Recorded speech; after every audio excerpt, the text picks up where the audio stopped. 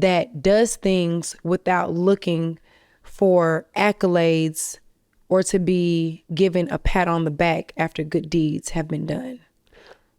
All right. So, Mona about to come out real quick because Mona got to be a little messy. Okay. So, what's going on, Jayla to the motherfucking Mina? What's going on? Listen, so I want to be messy. I'm going to name 3 broads, and you got to let me know if they're a baddie or nah. Okay. Okay, you ready? You ready to keep it 100, Jayla? You going to keep it 100 now? Keep it 100. All right. So, is Roelly a baddie? No. Oh, you said that quick. No. You said that real quick. All right. Your physical appearance is not what makes you a bad bitch. And I know that Roelly used to be a fat girl that went and got surgery, and now she's skinny, and she looks good. Don't get me wrong. She ain't skinny, girl. Not skinny. Excuse me. Roelly was a heavy set woman. Shade. Roelly was a heavy set woman that went and had surgery, to improve her appearance, however you want to slice it and dice it. And I feel like you can improve your appearance as much as you want to, but until you get to the core issues of what happened to you growing up or like your real issues, you still the same bitch. You just changed your clothes. Hey. So to me, Roelly is not a baddie. And the reason why I say that is because Roelly picks and chooses her battles. I mean, she said that on the thing. She said it. But when other people pick and choose their battles, she got a whole problem. She got a whole problem with it. Yes, ma'am. Clock. You know what I'm saying? And she tries to make it seem like that bitch is a motherfucking bully, and she got a lot of negativity and hate in her heart. She is a fat, insecure bitch on the inside. I don't care how many surgeries she's had. I don't care how much weight she lost. That insecure shit is embedded in her, and it's deep down in her soul. You can look in that whole eyes and see the jealousy. And that's just, it is what it is, and it ain't what it ain't. I don't give a fuck how nice she try to be. I don't care how much or whatever. When that hoe came out onto that balcony and she hit Slim, and you seen the look in her eyes when she hit her, when Slim was on that balcony, you know what scene I'm talking about when we was at that cabin. You seen the devil in that whole eyes. That bitch is evil. And she might call people out, and she might say this or she might say that. And you know what? I don't even really got no real issue with Roelly or not. I'm just calling a spade a spade. She's very insecure, and she's not a girl's girl. She came for Natalie every single chance that she got while we was filming to try to make it seem like Natalie wasn't a good EP, or Natalie wasn't a good boss, or Natalie wasn't a good friend. Only time she really cozied up under Natalie was when me and Natalie had an issue towards the end of the season. And then it was like, okay, let's go laugh at Jayla and let's go have a moment. But if you think about it, anytime before then, she was always trying to correct Natalie or tell Natalie how she wasn't doing her job the right motherfucking way. But the moment Natalie fell out with her friend, you use that as an opportunity to cozy up under Natalie and try to get closer to her in a moment of weakness. I see everything for exactly what the it is. Trust me. All right. Girl number 2, is Summer a baddie? Nope. Ooh. No, Summer is a stinking pussy, loud mouth, no couth having bitch. Ooh. And I'm just being real about it. Like, I didn't have no issue with Summer. Like, it was a lot of times, like when we first started filming, and I would go up to Summer and be like, I like you, you real cool. Like, oh, so what you got going on? Like, and she told me like she had 2 kids and she was from St. Louis, or like, we didn't get to have a lot of conversations because she still lived in the house. But I always told Summer, like, just keep being you. Like, you gonna be a star bitch. Like, cause I seen it in her.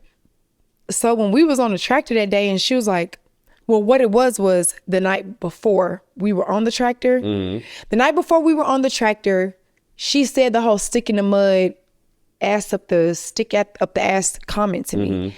And I was like, really, you feel like that? And she's like, yeah, Jayla, because we ain't got a chance to get to know you like that and whatever. And I'm like, well, I don't live in the house with y'all, and like when we film, it's always chaos. So how do you really think that you're gonna get to for real know me if, number one, I don't live in the house with you, and when I see you on set, there ain't nothing but a bunch of fighting and yelling going on? And if you want to get to know me, how come you ain't come up to me and asked me questions like I walked up to you and asked you questions?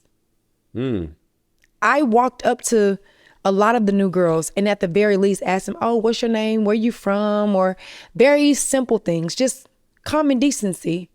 All of them, every single girl, every single one of them. Can't nobody never say that I walked past them on set and dismissed them. Even Big Lex? Even her. Okay. Yeah, me and her had, actually, I'm glad you said that because now I can segue. So, actually, I'm going to call my assistant and let her tell you. Oh, wait, what? What's going on? I'm going to call my assistant. My assistant, her name is Santasia. She's more like my little sister than my assistant. I hope that she's available. Santasia, hey. Yeah. Thank you. You look so beautiful. Yeah. So I'm sitting right here and I'm doing this interview right now, highly anticipated. And so I was telling the interviewer that, you know, during the season, I had a lot of conversations with the girls off camera, right? And so then he asked me if I ever had a conversation with Big Legs and, you know, pretty much how that went, right? What happened? I said I was going to call you and let you say it. I'm not going to say, you say it. You mean, okay, so you mean Halloween when you guys came for the confessionals, we was all here. And Where were we at? No, so where were we for the confessionals? What city were we in for the confessionals? everyone flew to LA. So I was around y'all because we was all out. You know, we celebrate Halloween before Halloween time. We was out every week, every day, all day. So I ended up being around Lex for the first time. We was in for some reason they put me, you, Lex, and Pretty Pete in the van together, all the four of us. And basically y'all was talking about how she knows you're a designer and how she looks up to you and she wants to model and she gave her one of your models and she's so mad that this season had to do this to y'all, which is why I was gagging because I thought y'all were just fake beefing for the camera because she was so nice to you in person. So when everything came out and y'all was fake going back and forth on social media, I'm like, wait, you told me that you liked her in real life. It's because the camera and production was basically telling you it had to give what it was supposed to give for Jayla. So why is it for Jayla when you literally say you look up at her and you want to be one of her culture cuties? Model.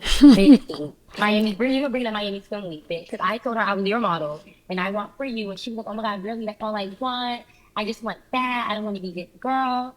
And I brought her up to you and asked you why she was acting like that when the bitch said she wanted to be one of your models. But she don't like Jayla. Because Jayla, and she wouldn't. But she wants to be the face of Jayla's brand.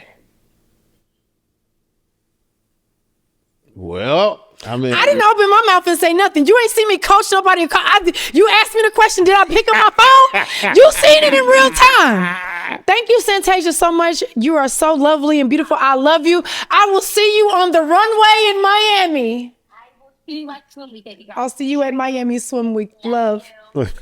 See you in Forbes. See you in Vogue. Oh, you're in Vogue. She's actually in my Vogue spread. Child, yes, But- ma'am. But saying that to say, like, when we first started filming, I never had no problem with Lex. To me, she was perfect. She was the epitome of the type of girl that I want to work with because Normal Culture is a brand that is for tall women. I'm a tall woman. I'm 5'9". It was always hard for me to find clothes that fit my legs growing up. And so I'm like, okay, I'm gonna make jeans. I love making jeans. I can look at you right now. I know what size waist you have and what size inseam you need just from you sitting there right now. Okay. Don't let me put you to the test now, because you might get it wrong, baby. You might get it. You give me like 36, 34. Oh, but she gave me weight, baby. She gave me weight. I'm a 32. You 32? Yes, I'm a 32. 34 is the length. But I know 34 is the length, but it's because you're sitting and Yeah, you don't really see my waist. I can't really see your waist, yeah. But 34 is definitely the length, though. Mm-hmm.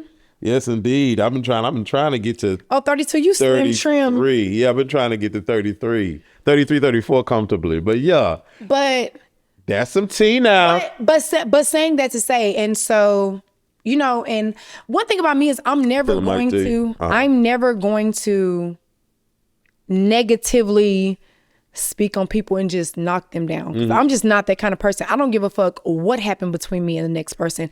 I'm not cut like that. And I'm never going to give anyone that type of satisfaction. But the truth is the truth. When I met her, the day before we started filming, we had like a big company meeting, like a big group meeting, just saying, hey, everybody, welcome, you know, like just like for the camaraderie, like we do that. We have big meetings like as a group where it's like talent, production, camera, crews, everybody that's on Makes it. sense, yeah. All of us, all of it, like there's a big meeting that happens. And so after the meeting, I remember seeing her. She had this cute little burgundy hair in with little shoe. And I was like, damn, she cute. I was like, oh, she on the show. Like, oh, she's a cute girl. And when I saw her, I was like, oh, you know, she's tall and she's cute. I was like, oh, I'm using her for normal culture. Like, I already had it in my mind that I was going to use Lex as the face of normal culture from Baddies because I had never done that before. That was what I had in mind. And I even told her that. I was like, when I met you, you know, when I spoke to you that first night and you were just so nice, she was so happy to meet me. The energy was so good between us. And the next day we got on set and it was just a 180. And I was like, what? Because, I mean, and like I said, that was my own selfish thoughts. Like, oh, you know, she's tall, she's beautiful. Like, my brand represents that. You know, because I ain't gonna sit up here and say she no ugly girl. Like that would be me being a hater. Yeah. All I see is blessings. Got no time for stressing. Don't believe in failures in my life. It's only lessons. They just make room.